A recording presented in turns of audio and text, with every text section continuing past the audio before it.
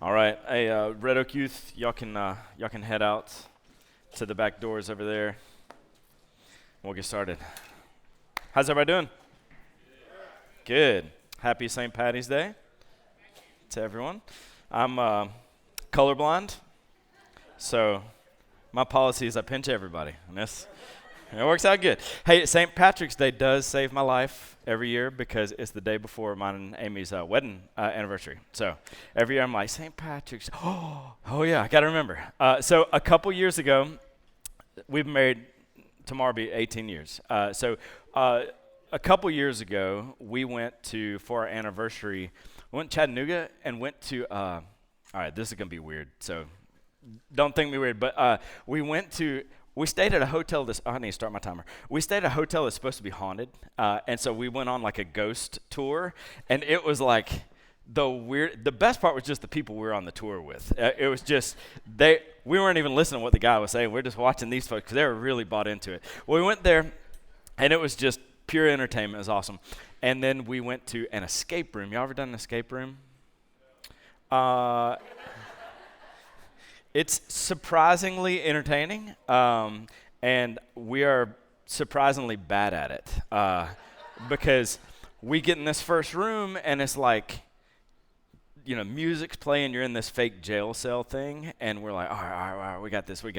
About 10 minutes later, we're in the exact same spot, no clues figure out, and we're like, dang, we're really bad at this. And finally, the girl starts coming over the mic and like, hey, why don't you check in the box behind you? Like, okay, cool. So we do all this. So we realize our timer's getting down to about 5 minutes left. We were supposed to solve the whole thing in 30 minutes. 5 minutes left, the buzzer goes off, and she's like, look, I'm just going to let you into the next room. And we're like, next room? And we open the other room, and it's like, gong, gong, gong, this whole huge warehouse of like all these tricks. And then at the end, so we fail miserably. I mean, it's terrible. And so at the end, she's like, and then this clue leads to this, and this clue leads to this, and this clue. And we're like, does anybody do this? Like, how do you get through? She's like, yeah, some people make it through, but not y'all. So great, happy anniversary. Okay, so that popped into my head, not just because it's the anniversary, but when I first read this passage, let me just read it. Everybody go Mark 7. We're going to start in verse 31.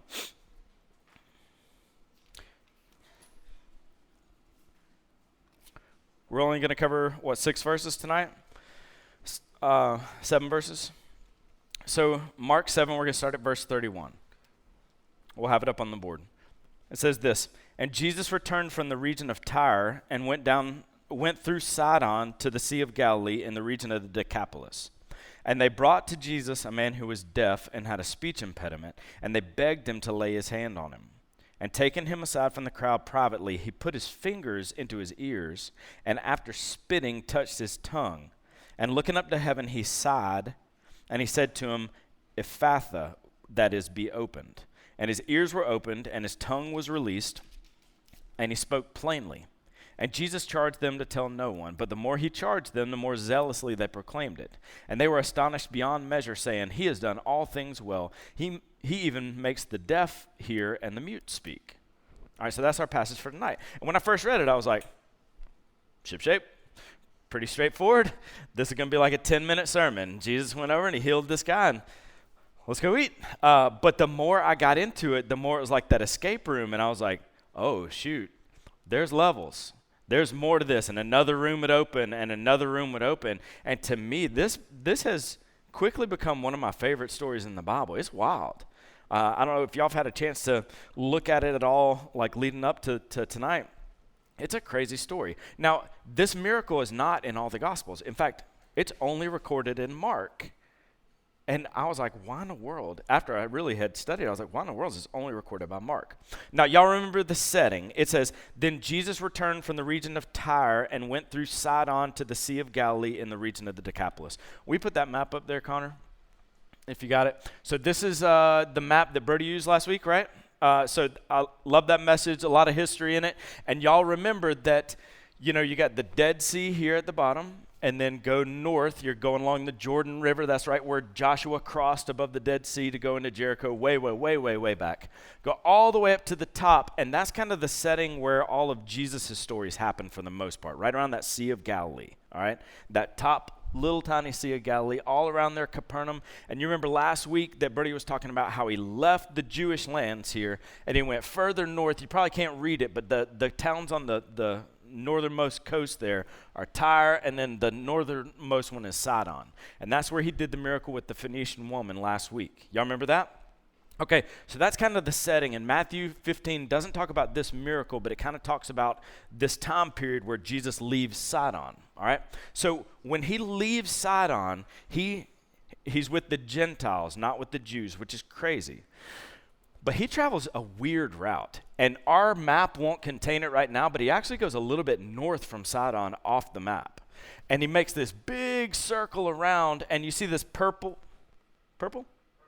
Thank you. Happy St. Patty's Day. He makes this big circle around and comes in, it says, in the midst of the Decapolis. So he's not coming into the Decapolis from the north. He's coming in from the side. And they say that this whole round trip to this whole Gentile community, it was about 120 to 150 miles of traveling, and hard traveling. Up there above Sidon, he's going through mountains. And there's not a lot recorded. And part of it, you think about how John says, if we wrote everything down that Jesus did, all the books in the world can contain it. But then part of it, I think, is what Bertie talked about last week, is he's prepping his disciples because he's about to step out. Remember, they're about to go south down here to Jerusalem, and Jesus is going to die. And so at this point, you got to remember, this is pre-Pentecost. This is, pre-Great Commission. So he hasn't even told them go to the Gentiles yet, but he's demonstrating it. Jesus is caring for the Gentiles, the people that aren't the Jews, all right? So let's pick it up. Y'all remember the Decapolis. If you can think back to Mark chapter 3, we walked through the story of the Gerasenes man, the man with the legion of demons. You remember when he's healed, Jesus says, no, you can't come with us. You need to go and tell all your friends how much the Lord's done for you and how much mercy he's had on you. And so it says, and that man left and went and spread Jesus' name throughout the whole Decapolis. So he leaves, you see, right there by the Sea of Galilee. He leaves right there and spreads the news all throughout that purple region there. So when Jesus arrives in the Decapolis, people have already heard because of this faithful man, which is just a really cool thing. All right? So he returned from the region of Tyre, went through Sidon to the Sea of Galilee in the region of the Decapolis. Verse 32, and they brought to him a man who was deaf and had a speech impediment, and they begged Jesus to lay his hand on him. Okay, so this man is deaf and mute. I want you to kind of put a pin in that word for mute because it's a weird word.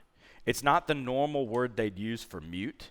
So this word is, just remember, is mogalalon, all right?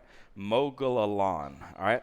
And so it's a weird word. This is the only time it's used in the New Testament. So there's a lot of debate on, was this guy actually mute, as in he couldn't talk, or he just had trouble speaking? Because he's deaf, he has trouble forming words? Or is he legit, totally mute on top of his deafness? And a lot of people debate, okay, if he's mute, he could have underlying, neurological problems. He could have trauma to his vocal cords. He could have a tumor that's causing it. It's a lot of people that say that maybe it's from his birth. Some other people would say maybe it's a demonic influence. I don't know. But we do know that in this culture, even the rabbis would call the deaf insane, which is cruel.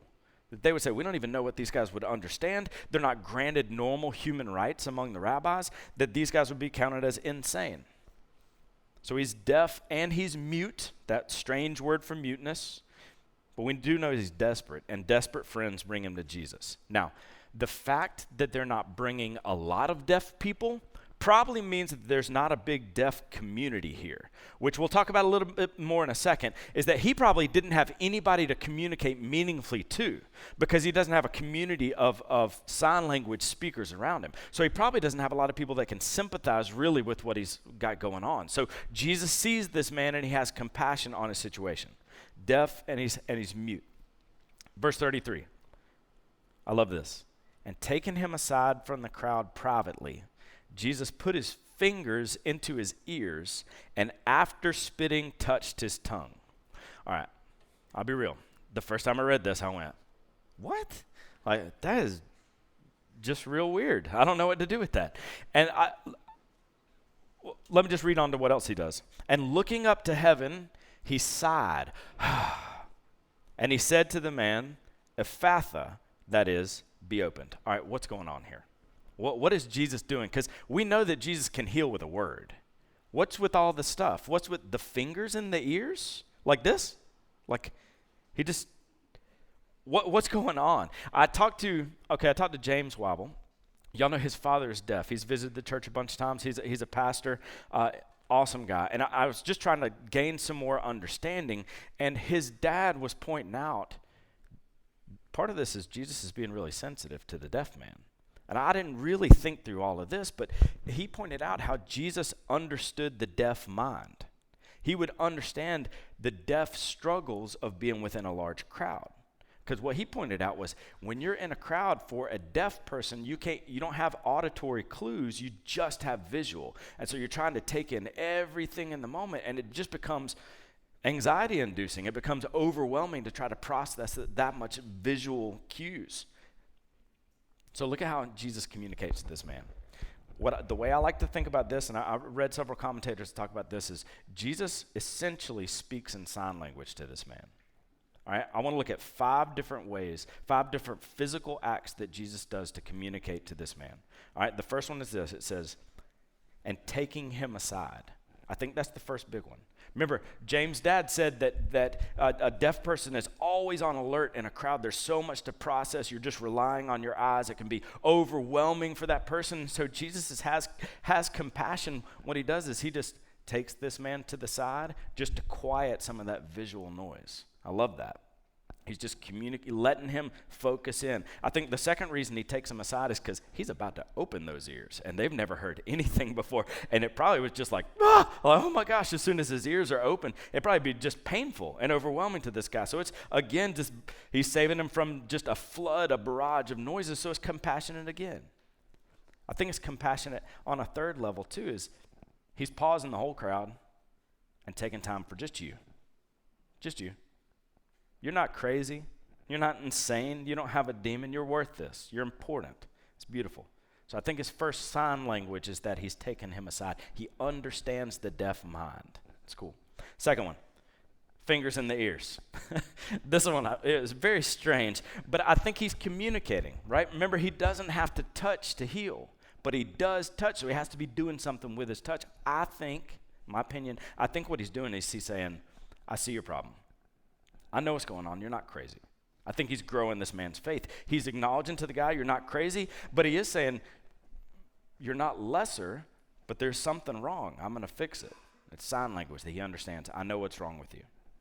The third one, he touches his tongue. All right, this one's weird. That would be weird, reaching out and touching someone's tongue, right? Period.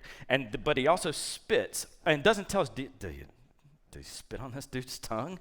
Does he spit in his hand and rub it on this guy's tongue? Does he just spit and then touch the guy's tongue? What's happening? And at first, I couldn't categorize this at all. I was like, maybe his mouth is really dried up? I don't know what's happening. I thought, okay, maybe there's got to be some ritual I don't know about. There's got to be a cultural understanding. Or another guy suggested maybe it's just something that just Jesus and this guy would understand. But I read there's an ancient belief that some people who had healing powers would use their spit as a means to communicate their power to people. So maybe this man was familiar with that belief, and Jesus was just sign languaging, signing his ability to heal. Some commentators would take it probably further than I would take it, and they would say it's foreshadowing Jesus' blood being poured out as a means of healing, just saying, if he spits and reaches out and touches this man's tongue, he's saying, my life pours out into yours, and there's healing, just like later my blood will be poured out. Maybe that's taking it too far, but I think at least what Jesus is saying is, again, you're not crazy, I see your problem. I see what's going on, and he's signing it, and I'm going to do something about it as well. And I think, here's my opinion, I think he's communicating when your tongue speaks language, it's not going to be coincidence. You're going to remember me spitting and touching it's going to be so odd that it's memorable. You're going to remember that I did something. All right, the fourth sign, what I think, is it says he looks up to heaven. Now, Jesus doesn't have to look up into heaven to communicate with God. He can just talk, right? He looks up into heaven. That's a sign for this guy. First, he takes him to the side. He knows what's wrong with his ears. He knows what's wrong with his tongue. He's going to look up into heaven, and basically he's showing a link to the Father. This power comes from above. Yes, from me, but from above. And the last sign is I think he sighs. He breathes out. He sighs with compassion. The word for sigh is the same word that's used in Romans 8, where it says, the Spirit himself intercedes with us with groanings too deep for words. That's a cool thought. The Spirit groans for us. Jesus here groans. He doesn't have to sigh. I think he is. He's showing with his body his compassion, and he's about to heal this guy. He doesn't have to sigh, right? You know, sometimes Jesus skips the emotions. When Jairus' daughter dies and the whole house is crying, Jesus is like, hey, quit the noise. She's just sleeping. She's not dead. Sometimes he cuts through the emotion. And sometimes, like here, he pauses to acknowledge it because that's what this guy needs. And Jesus has proven he's God by knowing what he needs. He's visibly connecting with this man. But he also breathes a prayer, Ephatha. It's an Aramaic word that Mark translates into Greek, be opened. Verse 35. I thought that's so cool, just the 5 little sign languages that he does, just because he cares for this guy. Verse 35, and his ears were opened, and his tongue was released, and he spoke plainly. All right, think about if you're this guy. Immediately, like his ears flood with all these sounds. It says that his tongue was unchained, is the literal word that's used. His tongue is unchained, and he could hear, and he spoke. It's wild if you think about it, because when Jesus says, he says Ephatha, which means be opened, and his ears were opened. That means that this man couldn't hear the word Ephatha, but his ear canals could. Like his body, creation could hear Jesus say that word, and creation obeyed. His tongue released, and he spoke. What did the man speak? Probably Greek. He's in the Decapolis.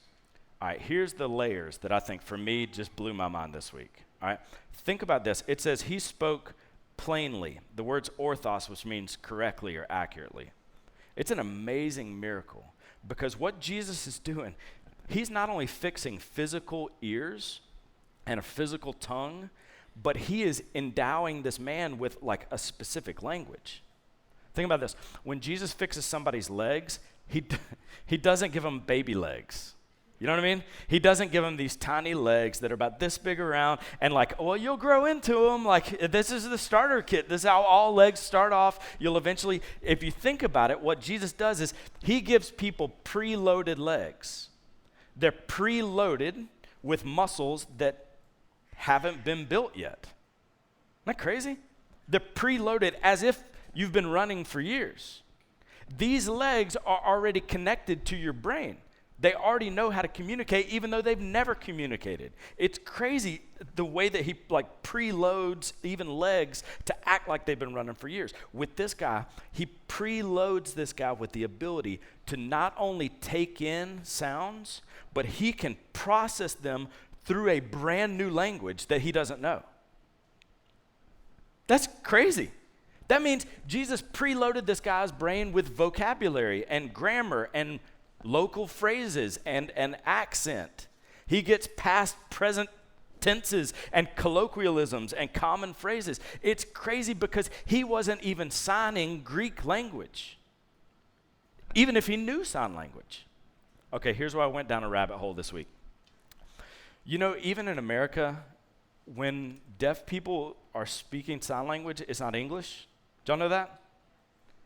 That's a relatively new concept for me. But it's not English, it's a whole nother language. Like sign language, there's different sign languages in a lot of different cultures. But did you know, like in America, American Sign Language and British Sign Language, even though both countries speak English, their sign languages are totally different. In fact, American sign Language is closest to French Sign Language.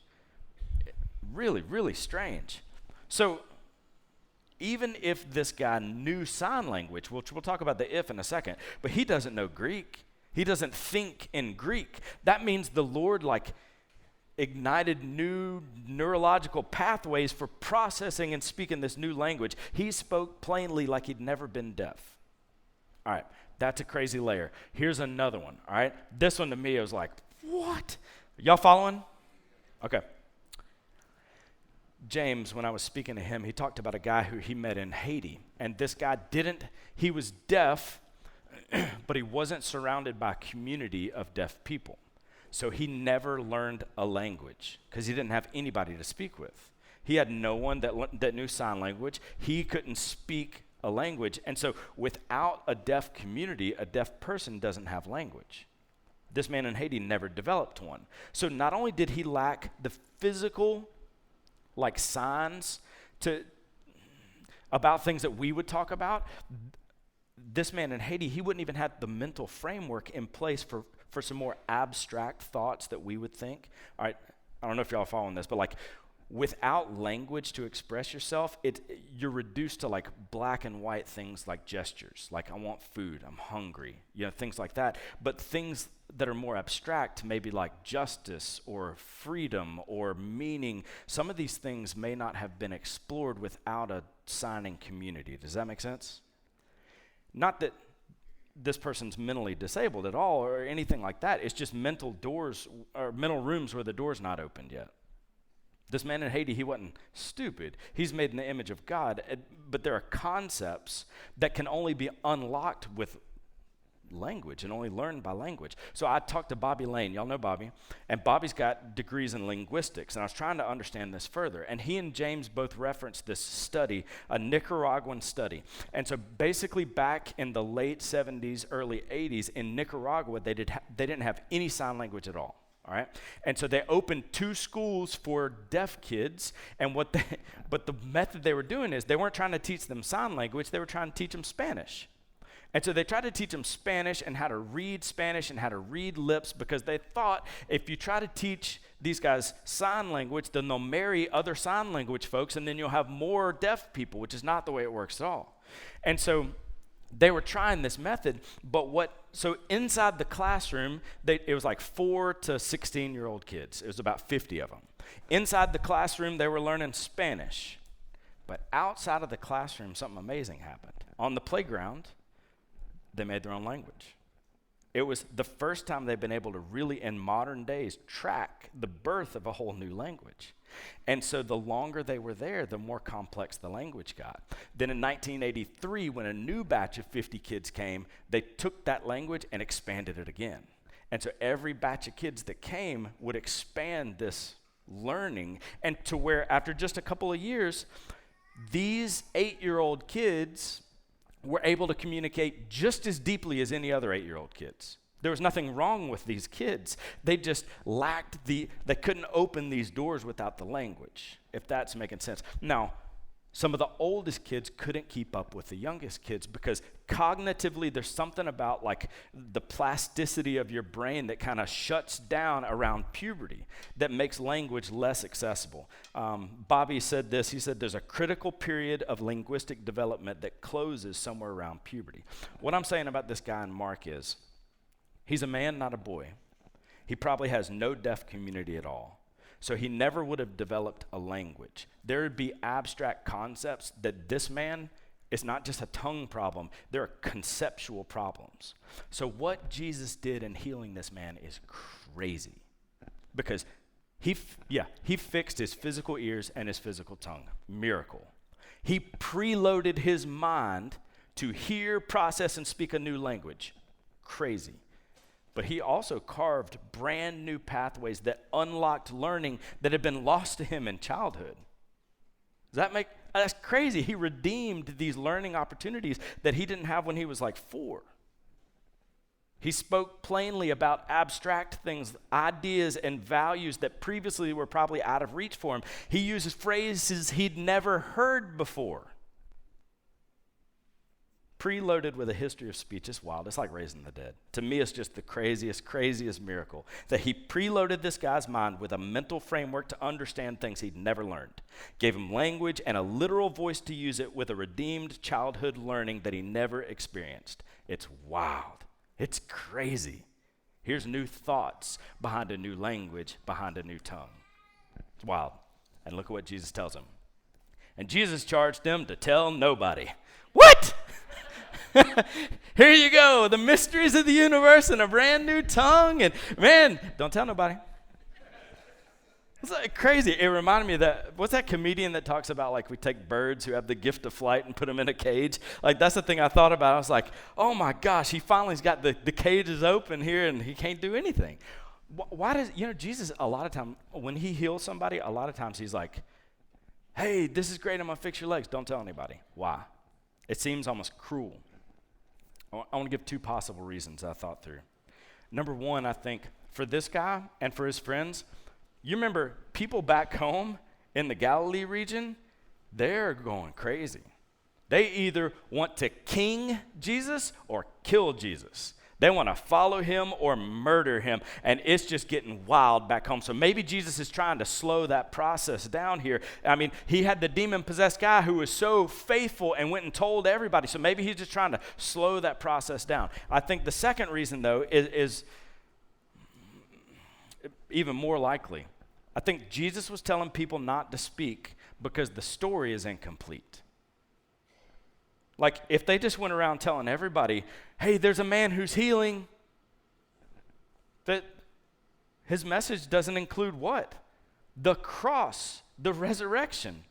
2 weeks ago, I did the Lord's Supper, and I was standing up here talking about that show, The Chosen, and I was saying, I don't know if they're going to do the crucifixion and the resurrection, but they better, because the message of Jesus is not just the miracles, and Jesus is like, hey, don't spread it yet. Right now, the message to the disciples is, shut up, and next time it's going to be speak up, because the message is not done yet. I think that's one of the real reasons here is there's more to the story. It's not just a miracle man message. So let's not spread just the miracle man story so far. Don't tell anybody. But it says the more he charged them, the more zealously they proclaimed it. They don't do it. I probably wouldn't either, Y'all bad at keeping secrets? Most people are. They don't keep this one at all. It's so amazing they can't stop. Verse 37, it says, they were astonished beyond measure, saying, he's done all things well. He even makes the deaf hear and the mute speak. That word for astonished beyond measure, it literally is, they were super beyond amazed. Super beyond amazed. They're just like, what? So they go and tell everybody. All right, let me close with this, and this is the last crazy layer. This is such an amazing miracle, right? It's crazy. Why is only Mark talking about it? He's the only guy that records this. I mean, Jesus travels, he heals a lot of folks. What Jesus does is always amazing, but why does only Mark include this, and why does Mark see this one as really important? I think you got to dive into the details.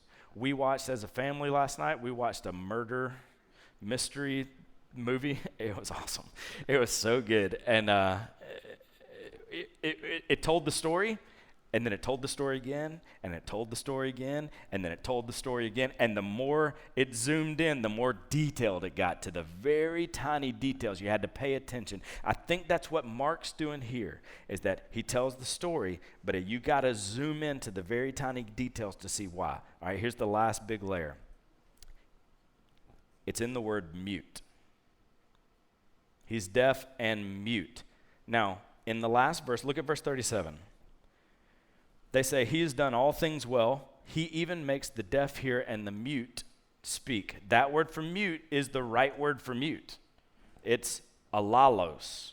That's the word, it's used all over the New Testament, the mute, the mute, the mute, the mute. But you remember back in, verse 32? I said there was a weird word. I said put a pin in it. That's mogilalon. That's the only time that word's used in the New Testament. And I was like, why in the world did he do this?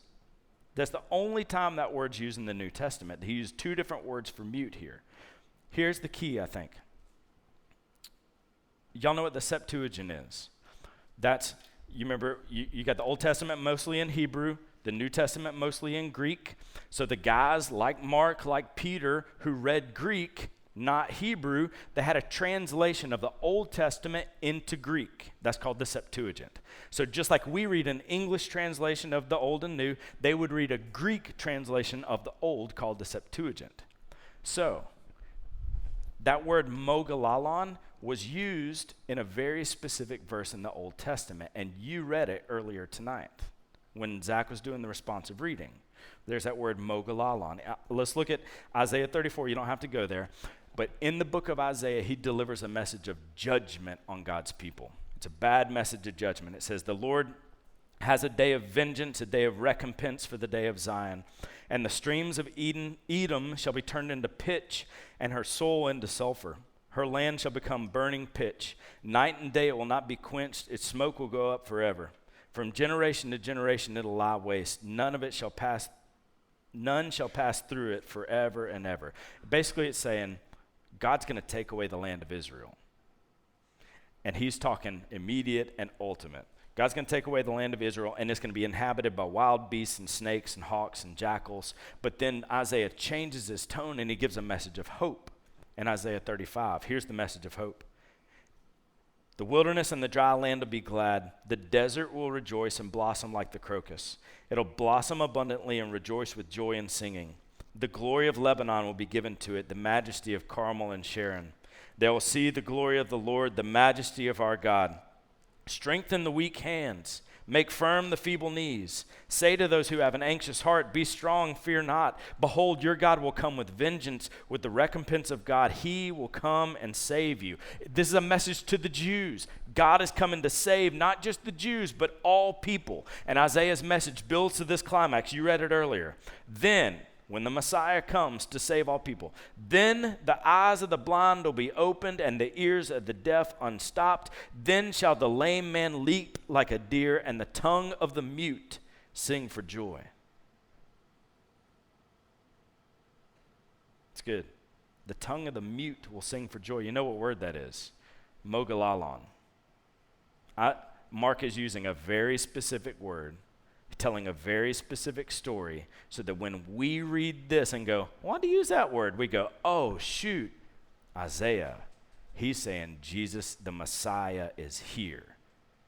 When we hear the one who couldn't sing singing for joy, we'll know Jesus is here.